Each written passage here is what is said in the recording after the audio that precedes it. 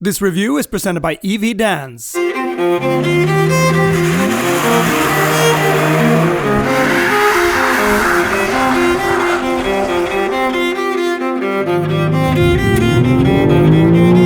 Snälla, please! Please! Vi vill inte låta en elbil vinna. 100% inte. Not good, not good, not good. Killed a lot of it there.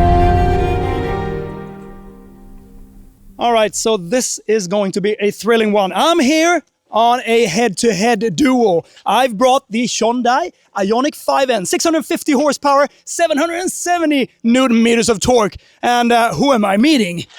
You are actually up against the all-new BMW M3 CS Touring, which is my own private car. No, actually it's not, but I have an exactly same spec. Nice spec. But I didn't want to bring it. I brought the twin sister. This is BMW's own car, because sometimes you tend to do things that you don't want to do with your own car, and that's what we're going to do today.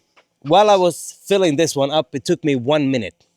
And I did a reel for Instagram under that 1 minute, and then I was fully loaded. Yeah, that's the thing, that's the thing. I was loading mine with preconditioned when I got to the charger. It gave about 200 kilowatts of charging power. I think that is fine. When you live with electric cars, you get used to how to charge them. But sure, that's a different matter, especially if you want to get out on the racetrack, which this one is made for. Yeah, but this is also the world's absolute fastest touring around the Nürburgring. So I believe it's going to give you a good set of competition.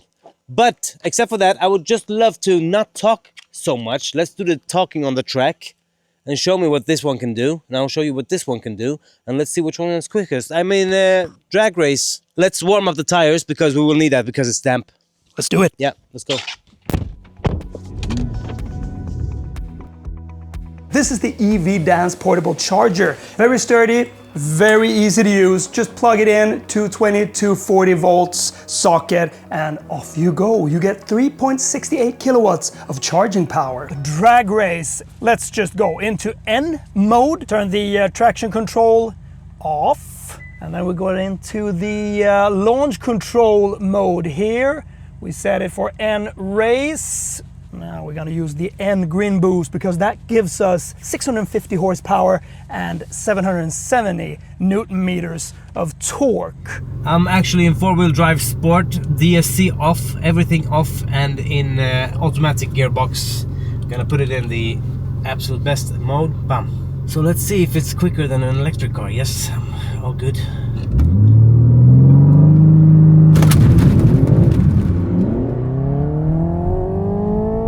Come on, come on, come on, come on, come on. We're winning! Over the line. We're winning! All right, all right, all right. We won. Proud moment for the petrol head.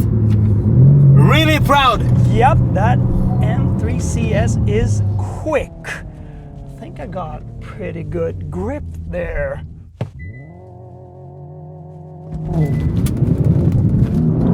There we are, look at that start. Now we're ahead. That is different. I didn't get the launch control activated as it should be in the first start, and it was close, but now, well, we had him. We got him. Woohoo! Good work, Ioniq 5N. That's the way to do it. Should we prove it one more time? Well, when that was activated, what do you need? What do you want? What do you want? Let me tell you one thing. All right, all right. Let me tell you something. Yeah, let me tell you something. It started shifting up and then down and then up again. That's common with BMW sometimes. It goes to the second gear. Exactly. I think you should just do it in sport. I will do it in manual. Yeah, if it doesn't, like interrupt. No, we won't interrupt. You do it in manual. Yeah. But you need to go up to second rather quick and then just be... Oh, that's not launch control. Leave that to me. And leave this, the rest up to this one. Yeah, the automatic data computer shit. He cheated. I remember that in the M5 a couple of years ago. It has some kind of system when it's wet outside. I just think you should do it in sport and let it do, because it should do it in an automatic way. And this does it in an automatic way, that should do it in an automatic way. Maybe this one is calibrated better when it's a little wet, because I know that is quick when it's dry. It's extremely quick off the line. This is all computers and it's doing everything by itself. It's a little heavier. I've set the, you can set it in 3 steps, low, medium, and high. And medium was just perfect. And you know what? The weight, it just gets down into the ground. Rule says best out of 3 races. The M3 took the first one, Ioniq 5N the second, and on the third I jumped the line, unfortunately. If I only have had the launch control activated in the first round. Bummer. But to prove it, one more was done outside competition with the launch control. Slow up, please! Please! The Ioniq 5? Yep, took it. Difference is not much. Difference is not much between these cars. The Ioniq 5N's launch control is so well calibrated, and the dual electric motors play such an important part here for that immediate response. The launch control setting in medium also gave the perfect grip in the wet. Okay, so we are fiddling about a little with the equipment here. Sorry if... Now it works. Yeah, sorry if it's a little covered here, but you can see we got, you know, our reference time lap timer here. We got cameras everywhere, and got Martin in the back seat, and we got Silver behind the steering wheel of the BMW M3 CS. Now, this is the car that you represent. Tell me something about it. Well, I'm gonna tell you that this car is so Jittery. yeah, and that's the main problem when you use it as a daily. It's when you come to the racetrack, that's when this car you really need to floor it. That's when it becomes a bit more smooth. Yeah, definitely. So I'm not gonna give it all, but I'm gonna show you what it's capable of. Do it. I mean, being a family car like this, station wagon, Brakes well in the wet. brakes really, really well. You see? Look at this. Yeah. And now have you set it in MX drive, or is just MX drive? Yep. We have like 30 to the front, 70 to the back. cool? Yeah, the power. You need to really be cautious with this because it steps out, but it's such a perfect balance in this car. You can manage it everywhere, and that's what I think is so cool with the BMW M cars, that they still have this, great presence of being a BMW by being tail happy. Yeah. But I'm not going to promote your car. That's just what I know from before. You need to really floor it when you're doing the drift, because you're in the four-wheel drive mode. If you let go, it's sure. It's going to snap on the other. Yeah, that's typically how it works. Of course, it's sharp through the consecutive corners here. But I love it. Yeah, it is fantastic. It is.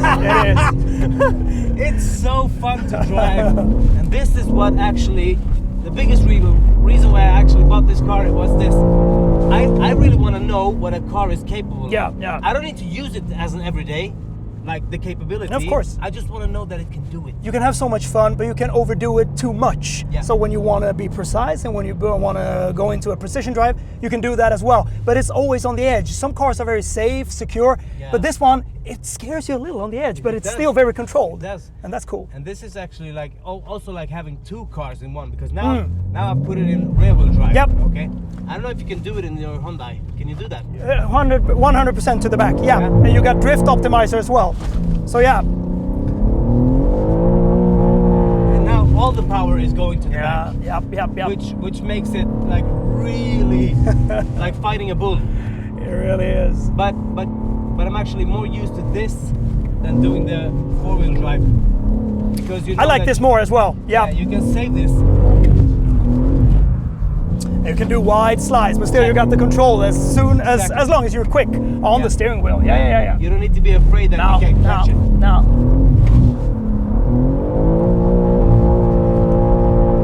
Yeah, they're very impressive. Very impressive. The control it gives you and the self-confidence is just in another league. Yeah. But as you see, you always need to be very determined, because if you're not, then it understeers a little. Definitely. Because it is really like that. Tell me why the Honda is so good. It's so fantastic in that way that there's not that many electric performance cars on the market that want to be a performance car that feels almost like a combustion engine car. It's not about, the sounds. You can think of what you want about these sounds, fake rev limiter and all of that, and the sound that lines up with it. Yeah. But the stiffness of the chassis, in it, all these new welding points, and this much more stiffened up steering rack. Yeah. It just feels almost like a BMW, and that's the thing. You know, we talked about Biermann a little before. Yeah. He was responsible for all the M cars, you know, a bit of a father. He stepped into the N division, and there is some, you know, special formula that is in the N. So I just think it's a magical car, but you got a lot more weight to lug around, and that is you know, something to work with. Yeah, that's true. And the fun thing is that you mentioned BMW M when you talk about the Hyundai Ioniq N, and that's because the M cars, especially the M3, is a benchmark for every it is. sports car out there as a daily sports car. So I've driven the Hyundai Ioniq N, and it surprises me so much. It is. On a dry track, really it's phenomenal. You know, it grips so much. It's not just with the general thing about electric cars that they have low center of gravity, but this one, the body control and everything, it doesn't feel mushy at all. Then it is rather interesting with all these N pedal and brake and performance and drift optimizer. You can, too much options. But if you're a nerd, then that car is really, really fun. I mean, you're a nerd if you buy this one and if you're gonna get into the systems as well. There are millions of systems here. I turn everything off, I put it all in sport and two-wheel drive in this one. Then I just want to have it as pure as that. You see the chassis? It's a comfort. Yeah. What is your initial feel of this car? I love what it stands for. I love what it's doing. I just don't like the fact that it's actually too big. If it would have been smaller, I would love it. It's okay, so you think big. it's a bit bulky? Yeah, because when you look at it from a distance, it looks small. Yeah. Then when you get to the car, it's so big. Yeah. I mean, it's not heavy compared to what it is because it's an electric car, right? If you look at the M5, I think as well, it is an oversized ballet dancer, but she's still a ballet dancer. You know what I mean? Sure. So, but I think that this has so much capability in all areas. You know, it's also a bit rally derived, this drive shaft and stuff. So they've taken a lot from their motorsport section, and you can feel that when you're really pushing it. But here we got all the systems, and they are a bit crazy. I mean, and torque distribution, you can set it to max front wheel drive. and pedal race. And That is sick. You can have it max set for rear wheel drive. It's too much. Yeah, it's too much. And you know, everything here, you need to be in a standstill to just get in and calibrate everything. You can customize engine, steering, suspension, ELSD, ESC, HUD, NAS. The lot. It's crazy. But that is something that I think I like it somewhat. So let's get into N mode. And what it also got is that it's got a good cooling system for the battery. For the battery, you know, N cooling. So everything is N. N pedal, you know, N pedal is for when you brake. It brakes a little on its own, but that is treacherous today because, you know, it will change the body roll and body control on it. So you should do that carefully. So that is set for maximum. Turn off what? All these sounds. Of course, I think you can. But really let annoying. them just be. But what do you think about the N active sound? Evolution? Supersonic? Yeah, I think This is, and if you go into this one, I prefer that. you prefer this? Yeah. Because it goes on the rev limiter. Yeah, it's fantastic. It's fantastic. Also, you get the feel of when you shift, you get the vibration. It's nice. It's really nice. Yeah. It's really nice. Really slingshots from side to side in a good manner, and you can keep short shifting. Yeah. That's the cool thing. Yeah. So you don't get all the momentum. Exactly.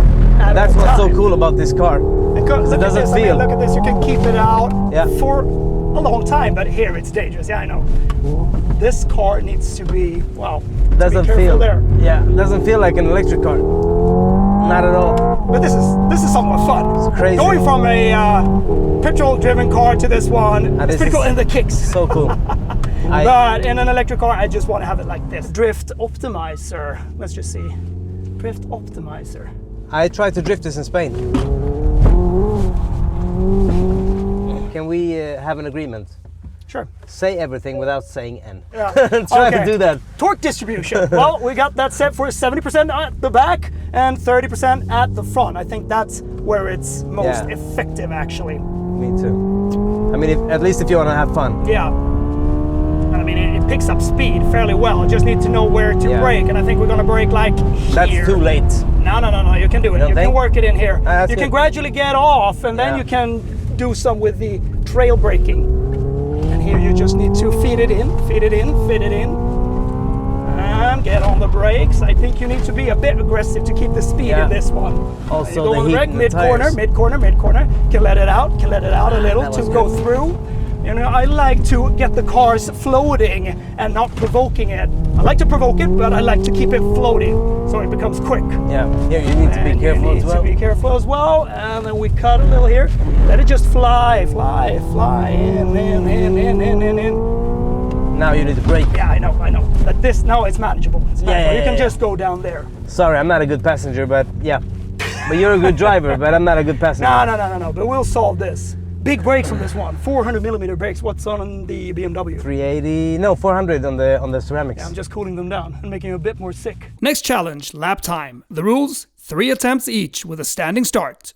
And here are the best lap for each car. Ioniq 5N, first out of the blocks. Let's do it.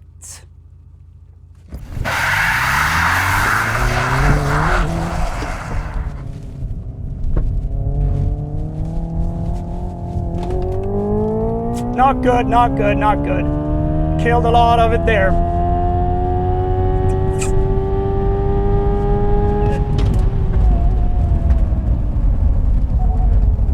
Brakes are good. Oh, they keep up really, really good.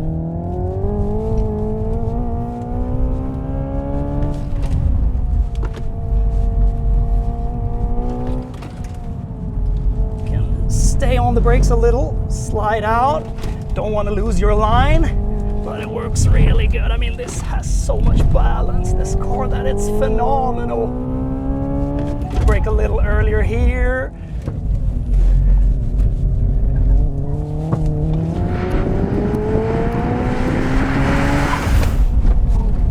$58.18. $58.18.